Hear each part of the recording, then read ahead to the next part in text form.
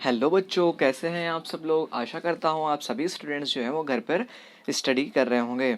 तो बच्चों, आज हम इस वीडियो के अंदर जो हमने इसका पार्ट 1 देखा था क्लास 10 सब्जेक्ट सोशल साइंस का चैप्टर 17 का पार्ट 1 हमने देख लिया, जिसके अंदर हमने गरीबी के बारे में सारे सब कुछ यहाँ पे देख लिए थे।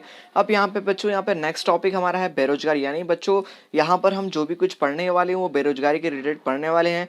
बेरोजगारी होने के कारण क्या है, बेरोजगारी को किस तरह कम कर सकते हैं, अथवा तो बेरोजगारी को कम करने के लिए सरकार ने कौन कौन से यहाँ पे प्रावधान किए हैं, साथ ही बेरोजगारी की डेफिनेशन क्या, वो सब कुछ यहाँ पे हम पढ़ने वाले हैं पार्ट 2 के अंदर। तो चलिए बच्चों, शुरू करते हैं। भारत की वर्तमान समस्या में से आर्थिक समस्या क्या है, एक बेरोजगारी है। बेरोजगारी के कारण गरीबी उत्पन्न होती है। तो यह समस्या लंबे समय तक की और अर्थतंत्र में गहराई से घर कर चुकी समस्या है। तो बच्चों, यहाँ पे सबसे आपको एक चीज़ ध्यान रखना है, गरीब इंसान कैसे बनता है, जब वो बेरोजगार होगा। बेरोजगार मतलब कि आपके पास कोई धंधा नौकरी नहीं है, आप पूर्ण रूप से बेरोजगार हो, ना कोई भी काम आपके पास नहीं है अपने जीवन को टिकाए रखने के लिए, तो ऐसे इंसान को बेरोजगार कहा जाता है।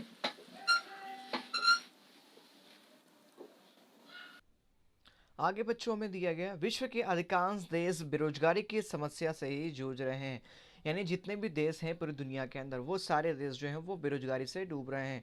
यहाँ तक कि बच्चों, आपको भी मालूम पड़े तो आप शौक हो जाओगे कि हमारा जो 70 साल जो हमारे भारत देश को आज़ाद हुए हुआ, जो बेरोजगारी का दर जो है वो सबसे ज़्यादा इस साल के अंदर है। यानी सबसे ज़्यादा बेरोजगारी जो है हमारे देश में इस समय है। 70 साल में इतनी बेरोजगारी कभी नहीं हुई जितनी बेरोजगारी आज के समय में है, 2020 में है।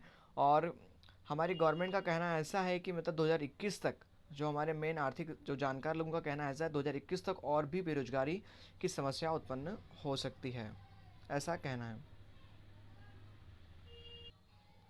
उसके बाद बच्चों, आगे हमें दिया गया बेरोजगारी का अर्थ।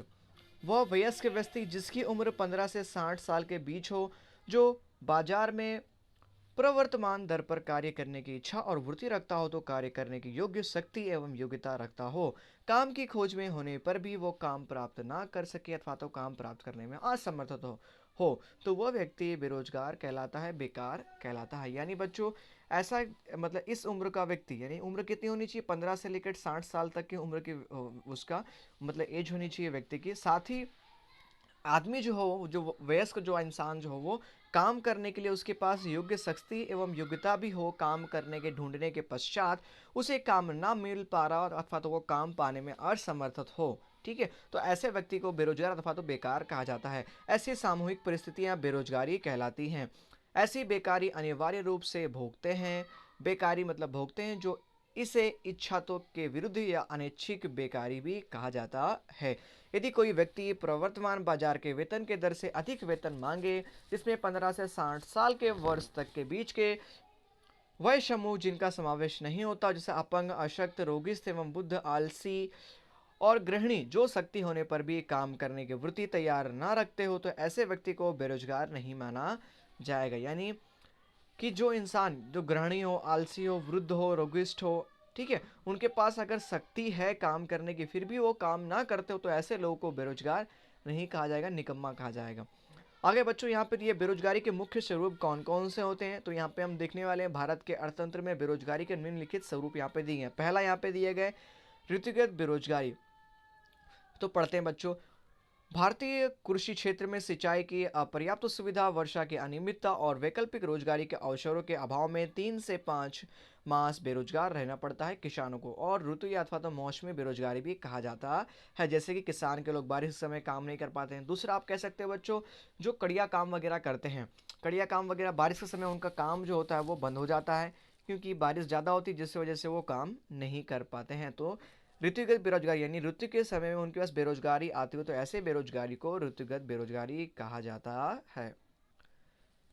नंबर 2 हमें यहाँ पे दिए गए घर्षण जन्य बेरोजगारी। पुरानी तकनीक के स्थान पर कई नई तकनीक आए, तब कुछ समय के लिए श्रमिक बेरोजगार बनता है, तो उसे घर्षण जन्य बेरोजगारी कहा जाता है। अब घर्षण जन्य मतलब क्या, किसी चीज़ का घिसाव होना। तो यहाँ पे क्या, जैसे कुछ नई टेक्निक वगैरह हमारे हिंदुस्तान के अंदर आई, तो वहाँ पे स्टार्टिंग में कुछ लोग जो होते हैं वो बेरोजगार हो जाते हैं। जैसे कि एम्ब्रॉयडरी मशीन, पहले लोग खुद से हाथ से काम करते, तो अभी क्या पूरा मशीन ही सारा काम करती है। तो वहाँ पर क्या होता है, जो लोग बेरोजगार हो जाते हैं, तो कुछ समय के लिए जो लोग बेरोजगार होते हैं, ऐसे बेरोजगारी को घर्षणजन्य बेरोजगारी कहा जाता है। नंबर 3, ढांचागत बेरोजगारी। भारतीय अर्थतंत्र पिछड़ा और रूढ़िचुस्त है। सामाजिक पिछड़ापन, परंपरागत रूढ़ियां रिवाज, निरक्षरता एवं ढांचागत सुविधा का अभाव आदि के कारणों से ढांचागत बेरोजगारी पाई जाती है। मतलब ये हमेशा देखने मिलती है। जैसे जो पिछड़े जो लोग हैं, रूढ़िचुस्त जो लोग हैं, तो ऐसे लोगों को रोजगार भी देता नहीं है। और निरक्षरता यानी उनके पास शिक्षा के अभाव होने के कारण ऐसे जो बेरोजगारी होती है उसे ढांचागत बेरोजगारी कहा जाता है, और ये हर साल देखने को मिलती है, इसलिए इसे ढांचागत बेरोजगारी कहा जाता है। नंबर 4, प्रच्छन्न या छिपी बेरोजगारी। किसी भी काम धंधे या अन्य व्यावसायिक प्रवृत्ति में आवश्यकता से अधिक श्रमिक लगे, यानी ऐसा कोई काम जिसमें 4 व्यक्ति काम करते हों लेकिन उसमें कुल 8 से 10 व्यक्ति काम कर रहे हो, उसी काम को जो 4 व्यक्ति कर सकते हैं। तो इसके अतिरिक्त श्रमों को उत्पादन कार्य में लगा देने से, यानी जो कार्य में लगान जो था पैसा देने से कुल उत्पादन पर कोई प्रभाव ना होता हो, तो इसके अतिरिक्त श्रमिकों को प्रच्छन्न अथवा तो छिपी बेरोजगारी कहा जाता है। यानी 4 की जगह एक्स्ट्रा मजदूर काम कर रहे हो जिस पर उत्पादन पर कोई भी प्रभाव ना पड़ता हो, यानी जितने 4 आदमी प्रोडक्शन करते हैं, उत्पादन करते हैं, उतने ही 10 आदमी कर रहे हो, तो ऐसे बेरोजगारी को छिपी बेरोजगारी कहा जाता है। इसमें मालिक का नुकसान होता है। आगे दिया नंबर 5, औद्योगिक बेरोजगारी। औद्योगिक क्षेत्र में होने वाले परिवर्तन के कारण यदि व्यक्ति को लंबे या कम समय के लिए काम के बिना रहना पड़े तो ऐसी स्थिति को औद्योगिक बेरोजगारी कहा जाता है। जैसे कि इस समय उद्योग के अंदर जो है बेरोजगारी यानी मंदी चल रही है, तो जो उद्योग वाले जो होते हैं वो लोग क्या करते हैं, और अपने जो होते हैं वर्कर्स वगैरह उन्हें कंपनी से निकाल देते हैं, क्योंकि अब कुछ दिनों के लिए, क्योंकि अभी क्या है, कुछ प्रोडक्शन वगैरह नहीं हो रहा, उत्पादन वगैरह, मतलब हमारा जो सेल जो है वो प्रोडक्ट सेल नहीं हो पा रहा, बिच नहीं पा रहा, इसलिए तब तक क्या करना है, आपको छुट्टी पे रहना होगा। इसकी हम आपको थोड़ा बहुत खर्चा ही दे पाएंगे। अब कुछ कंपनी जो होती है वो उन्हें खर्चा भी देती नहीं है, तो ऐसे बेरोजगारी को औद्योगिक बेरोजगारी कहा जाता है। तो इस समय खासकर देखी गई है। उसके बाद नंबर 6 दिया है शिक्षित बेरोजगारी। कम से कम माध्यमिक शिक्षा प्राप्त की हो, यदि व्यक्ति बेरोजगार हो तो उसे शिक्षित बेरोजगार कहा जाता है। यानी बच्चों, माध्यमिक शिक्षा यानी किसी इंसान ने 10 तक पढ़ाई की हो, यदि वो बेरोजगार है तो ऐसे बेरोजगार को शिक्षित बेरोजगार कहा जाता है। नंबर आगे बच्चों, हमारा नेक्स्ट टॉपिक यहाँ पे दिया हुआ है भारत में बेरोजगारी का प्रमाण, वो क्या उसके बारे में यहाँ पे हम पढ़ने वाले हैं। तो चलिए देखते हैं। भारत में राज्यों के अनुसार बेरोजगारी की मात्रा जो है वो अलग अलग है। रोजगार विनिमय केंद्रों में रोजगार इच्छुक के नाम दर्ज करवाने में उदासीनता के कारण, यानी उनमें आलसपन कारण उनकी निश्चित मात्रा जो है वो अंदाजा निकालना मुश्किल है। फिर भी भारत के सरकार श्रम और रोजगार मंत्रालय के द्वारा नेशनल सैंपल सर्वे यानी एनएसएस जो क्या करता है, कितने लोग बेरोजगार है उसका क्या करते हैं, वहाँ पे वो लोग मतलब जांच करते हैं, के आधार पर भारत में बेरोजगारी की व्यापकता की जानकारी मिलती है। एनएसएस, तो बच्चों ये ध्यान रखना है, एनएसएस क्या है, तो नेशनल सैंपल सर्वे, जो क्या करता है, भारत में कितने लोग बेरोजगार हैं उसका सैंपल यहाँ पे तैयार करते हैं, मतलब यहाँ पे कितने लोग बेरोजगार हैं उसकी यहाँ पे गणना करते हैं। सन 2011 में जनगणना के अनुसार 116 मिलियन लोग, अब मिलियन मतलब 1 मिलियन मतलब 10 लाख होते हैं बच्चों, ठीक है, तो यानी 116 मिलियन रोजगार की खोज में थे, जिसमें 32 मिलियन लोगों को ही अशिक्षित बेरोजगार और 84 मिलियन शिक्षित बेरोजगार थे। इसके अंदर 32 जो यहाँ मिलियन लोग जो थे, यानी 320 करोड़ जो लोग थे, और सॉरी 320 करोड़ यहाँ पे जो लोग हो जाएंगे, वो जो थे वो कैसे थे, यहाँ पे अशिक्षित बेरोजगार थे, यानी 3 करोड़ 20 लाख लोग। हाँ स्टूडेंट, 3 करोड़ 20 लाख लोग जो थे वो पढ़े लिखे नहीं थे, ऐसे बेरोजगार थे। साथ में जो 84 है जो यहाँ पे मिलियन जो लोग थे, यानी 8 करोड़ 40 लाख जो लोग थे वो शिक्षित यानी पढ़े लिखे रोजगार बेरोजगार थे, जिसमें 15 से 24 वर्ष की थी उम्र थी। लगभग 4.70 करोड़ लोग बेरोजगार थे कुल मिलाने पर।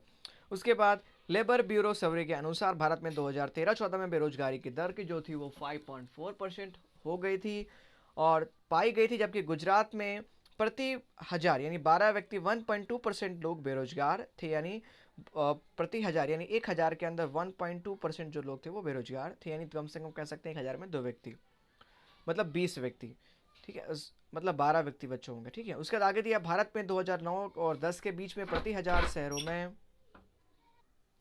साथ ही भारत में 2009 और 2010 में प्रति हजार शहरी क्षेत्रों में 34 व्यक्ति यानी 3.4% व्यक्ति जो थे, जबकि ग्रामीण क्षेत्रों में 16 व्यक्ति में 1.6% लोग जो थे वो बेरोजगार थे।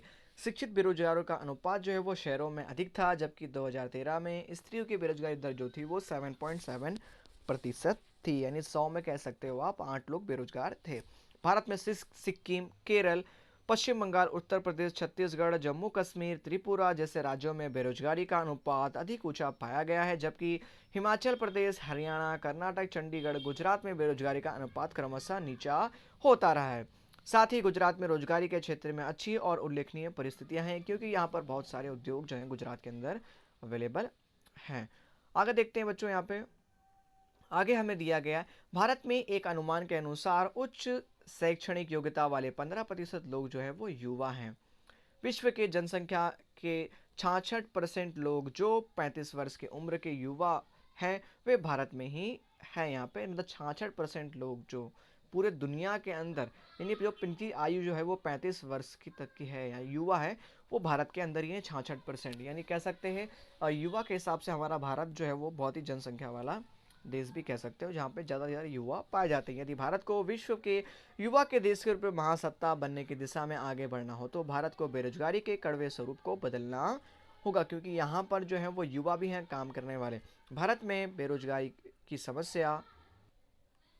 समस्या अधिक गहन बनने के पीछे मुख्य जवाबदार जो है वो कारणों में जनसंख्या की मात्रा जो है वो वृद्धि जो है वो एक शैक्षणिक ज्ञान, प्रायोगिक ज्ञान का अभाव, टेक्निकल ज्ञान का अभाव, संपूर्ण बेरोजगारी रोजगारी उत्पन्न करने में असफलता, कृषि क्षेत्र में वर्षा की अनियमितता, जोखिम की अधिक मात्रा, कृषि व्यवसाय में रुचि घटना और साथ ही सिंचाई की अपर्याप्तता की सुविधाएं, कृषि के अलावा समय में वैकल्पिक रोजगारी के अभाव से बेकार बैठना पड़े, कुटीर उद्योग, गृह उद्योग और लघु उद्योग की कमजोर की स्थिति, जातीय संयुक्त परिवार तथा परंपरागत व्यवसाय या पारिवारिक धंधे में ही लगे रहना पड़े, अन्य नए व्यवसाय का या उद्योग शुरू करने में साहसों का अभाव, ज्ञान कौशल्य तालीम का अभाव की कमी, श्रम की अगतिशीलता, मानव श्रम का दोष आयोजन, शैक्षणिक विकास की धीमी दर और बचत वृत्ति की नीची दर, जिसमें पूंजी सर्जन में कमी, मतलब पूंजी खर्च करने में कमी, परिणाम स्वरूप नए धंधे उद्योग में निवेश के अभाव से शुरू ना हो सकने जैसे अनेक कारण हैं बेरोजगारी के। तो यहाँ पे हमने देखा कि सबसे कौन कौन जिम्मेदार जो यहाँ पे हैं बेरोजगारी के लिए, वो सारे हमने यहाँ पे देखे। तो बच्चों आपको सवाल ऐसा पूछा जाएगा बेरोजगारी के जिम्मेदार कारक कौन कौन से, तो आपको ये पूरे कारक उसमें लिख देने हैं। आगे बच्चों चलते हैं, यहाँ पे आगे दिया है बेरोजगारी कम करने के उपाय। तो बच्चों ये बहुत ही इंपॉर्टेंट सवाल है, बेरोजगारी कम करने के उपाय, किस प्रकार बेरोजगारी को हम कम कर सकते हैं। बेरोजगारी की समस्या हमारे आयोजन की सबसे बड़ी कमजोरी, मतलब कमजोर जो है वो कड़ी है। गरीबी और बेरोजगारी दोनों सहन बहन हैं, यानी गरीबी और बेरोजगारी दोनों एक सगी सगी कैसी हैं, बहनें हैं, दोनों के बीच सहसंबंध है। गरीबी का मुख्य कारण जो है वो क्या है, बेरोजगारी है। इस चुनौती के स्वरूप में समस्या का प्रभाव युवा शिक्षित वर्ग जो है वो विशेष है, जैसे कि उनकी शिक्षा में रुचि में कमी होना, सामाजिक और मानसिक परिस्थितियां पर विपरीत प्रभाव पड़ता है। साथ ही मनोवैज्ञानिक दृष्टि से रोजगार न मिलने के कारण हताशा में धकेला जाना, यदि लंबे समय तक बेकार रहे तो युवा असामाजिक अनैतिक प्रवृत्तियों में जुड़ जाते हैं, यानी गलत काम करने लग जाते हैं, जैसे कि नशीले पदार्थों की हेराफेरी, गैरकानूनी व्यवस्था, चोरी लूटमार, धन वसूली जैसे आपराधिक गुंडे आपराधिक कृत्य करने को प्रेरित हो जाते हैं, जिससे सामाजिक और आर्थिक मतलब आर्थिक असमानता में वृद्धि होती है। वर्ग भेद में सर्जन, जीवन स्तर गिरना एवं बेकार के साथ मूल्य वृद्धि जुड़ने से गरीबी की और बेकारी परिवारों की स्थिति अधिक कमजोर और दयनीय बनना, वे नशीले पदार्थ या अन्य व्यवसायों की तरफ जुड़ते हैं। इस प्रकार बेरोजगारी के प्रभाव से व्यक्ति, परिवार तथा अर्थतंत्र पर और सामाजिक दृष्टि से घातक सिद्ध हुए हैं। बेरोजगारी घटाने की सरकार की योजना और कार्यक्रमों का हमने आगे गरीबी निवारण के कार्यक्रम में अध्ययन भी किया है। उसके बाद हमें दिया और फिर से स्मरण करना चाहिए। इसके अलावा सरकार के द्वारा किए गए कुछ सरकारक निम्नानुसार है बेरोजगारी घटाने कम करने के लिए। तो नंबर 1, भारत में तीव्र आर्थिक वृद्धि दर जो है वो 10% जितना ऊंचा लक्ष्य रखकर सिद्ध करने का सर्वग्राही कदम उठाया। सार्वजनिक और निजी क्षेत्र में पूंजी निवेश की मात्रा बढ़ाना और रोजगार के अवसरों में वृद्धि करना। अर्थतंत्र में कृषि सहित छोटे एवं गृह उद्योगों, कुटीर उद्योगों सहित सभी विभागों में प्रदेशों में तीव्र संतुलित विकास सिद्ध करने के लिए रोजगार के नए क्षेत्र खोलने चाहिए। सरकार ने रोजगारी बढ़ाने के लिए अनेक योजना का आर्थिक सहायता ली, जिसमें शिक्षण प्रशिक्षण के केंद्र भी सरकार ने शुरू किए। नंबर 2, श्रम प्रधान उत्पादन पद्धति पर आधारित उपभोक्ता वस्तुओं का उत्पादन करने की इकाइयों, छोटे एवं जो लघु उद्योग हैं, ग्रामों जो मतलब ग्रामों यानी ग्राम के जो उद्योग हैं, हस्त बुनियाई कारीगर से संतुलित हुनर उद्योग का विकास पर बल दिया। इसके लिए योजना में प्रोत्साहन नीति भी लागू की। नंबर 3 बच्चों हमें दिया गया है, ग्रामीण क्षेत्रों में कृषि के अलावा समय में बेरोजगारी घटाने के लिए खेतों में एक से अधिक बार फसल ले सके, यानी कह सकते हैं सघन खेती, ऐसी पद्धति विकसित करनी, नई जमीन जुताई के अधीन लानी, प्रत्येक खेत को पानी और बिजली की सुविधा उपलब्ध कराना, जैसे छोटी बड़ी सिंचाई योजना, डैम, चेक डैम, जलाशयों, नहरों, ट्यूबवेलों, बांध एवं सड़क निर्माण की प्रवृत्ति, कृषि में संलग्न प्रवृत्तियां जिसमें मुर्गा, बतख, मत्स्य पालन, डेयरी उद्योग, वनीकरण कार्यक्रमों के द्वारा ग्रामीण क्षेत्रों में कम पूंजी निवेश से अधिक लोग को रोजगार उपलब्ध कराई जा सकती है। इसके अलावा रोजगार लक्ष्य आयोजन होना चाहिए। नंबर 4, ग्रामीण क्षेत्रों में रोजगार के अवसर बढ़ने चाहिए जिससे उन्हें वहीं पर्याप्त आय और रोजगारी प्राप्त हो रहे तो शहर की तरफ स्थलांतरण घटा सकते हैं और रोजगारी की मांग पर दबाव घटाया जा सकता है। कृषि क्षेत्र में बागायती खेती, सेंद्रीय खाद के आधार पर आधारित खेती, शुष्क खेती, बहुलक्षी फसल, सब्जियां, फसलों की खेती के तरफ अधिक बल देकर प्रोत्साहन देना जिससे ग्रामीण क्षेत्रों में शिक्षा की गुणवत्ता और मात्रा बढ़े, इस पर अधिक ध्यान देना चाहिए जिस वजह से हम बेरोजगारी को कम कर सकते हैं। नंबर 5 पॉइंट, पांचवा पॉइंट हमें दिया, ग्रामीण क्षेत्रों में मानव विकास की टिकाए रखने के लिए उनके स्वास्थ्य, शुद्ध पीने का पानी, पौष्टिक आहार, बिजली, मार्ग, बैंकिंग, बीमा, इंटरनेट, सूचना संचार की, मनोरंजन की सुविधा में वृद्धि करके, जल संचयन की प्रवृत्ति, सार्वजनिक स्थायी संपत्ति का निर्माण करके, स्थानीय उद्योगों का विकास और प्रोत्साहन देकर, रोजगारी मूलक कार्यक्रम अपनाकर ग्रामीण लोगों के जीवन में गुणात्मक और परिणात्मक सुधार लाने का मुख्य उद्देश्य रहा है सरकार का। नंबर 6 हमें दिया गया है, शिक्षित बेरोजगार और युवा बेरोजगार में कमी करने के लिए उनके कौशल्य का विकास करना, साथ ही शिक्षण के अनुसार रोजगार उपलब्ध कराना, कुशल कारीगर पैदा हो ऐसे व्यवसाय लक्ष्य एवं तकनीक शिक्षा की नीति को अपनाना, विद्यालयों, महाविद्यालयों यानी विश्वविद्यालयों, साथ ही पाठ्यक्रमों में बहुत स्थानीय उद्योग की आवश्यकता को संतुष्ट कर सके ऐसे रखना, युवा बेरोजगारी को शिक्षण और प्रशिक्षण देकर उनके विशिष्ट कौशल्यों की वृद्धि करके उत्पादकता के साथ गुणवत्ता बढ़े, हेलो।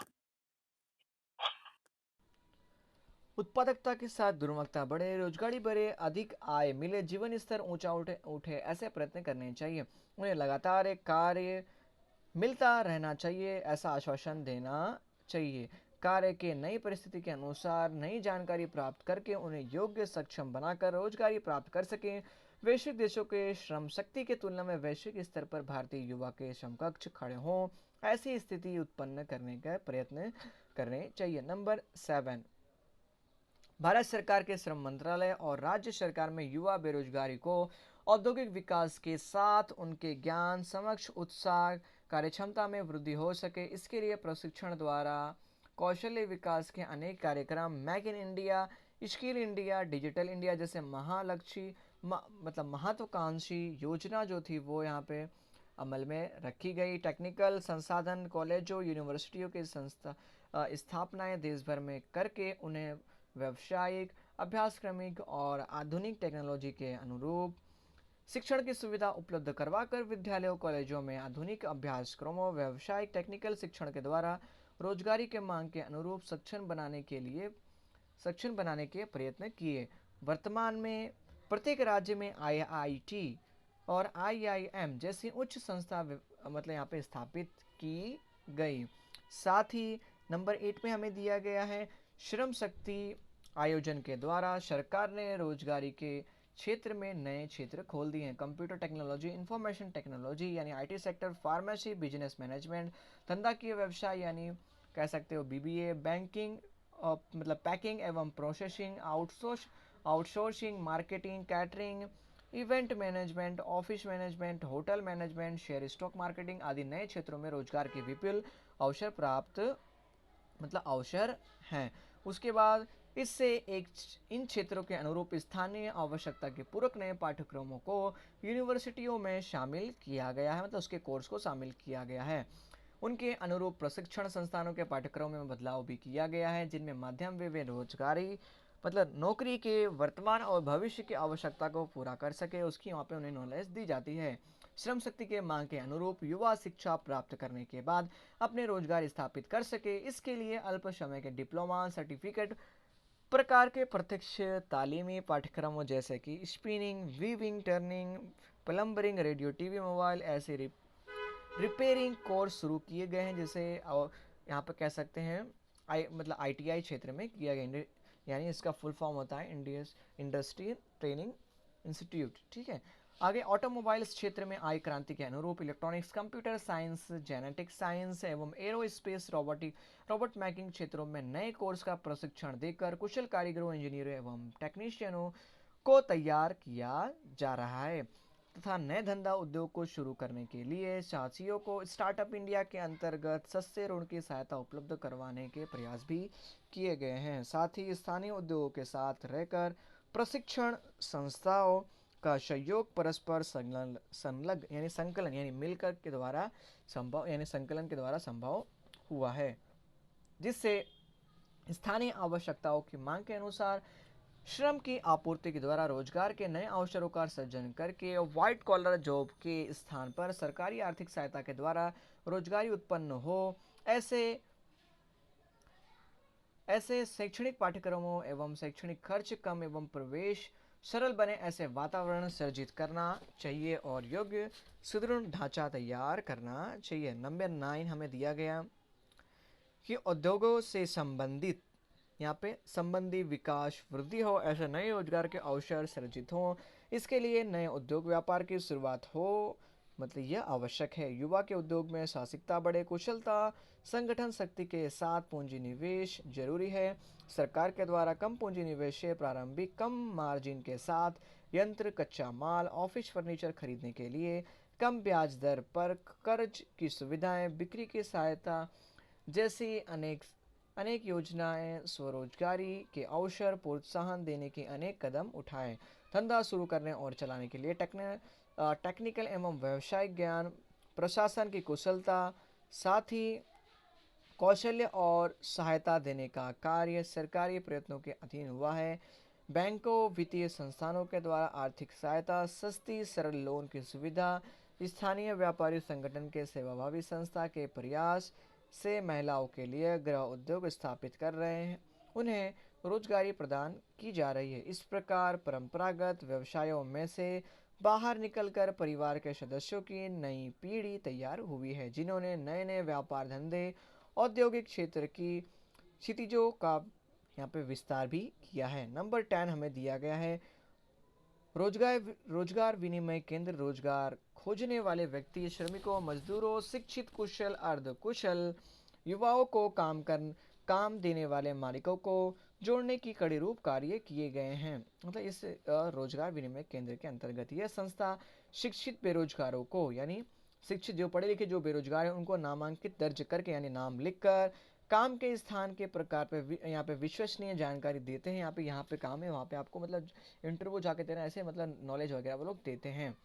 साथ ही कार्य क्षेत्र प्रश्न करने का मार्गदर्शन देता है। यह केंद्र रोजगार कारगिर्दी जैसे मैगजीन और सामयिक के द्वारा रोजगार की पर्याप्त जानकारी देता है। यानी किसके द्वारा?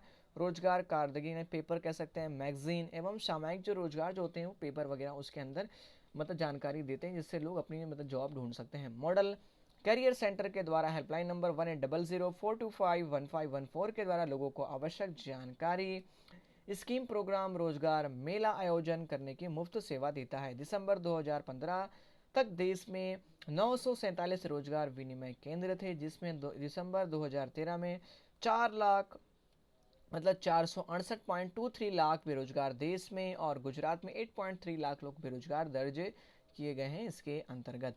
उसके बाद अगला टॉपिक बच्चों हमारा आता है यहाँ पे विश्व श्रम बाजार।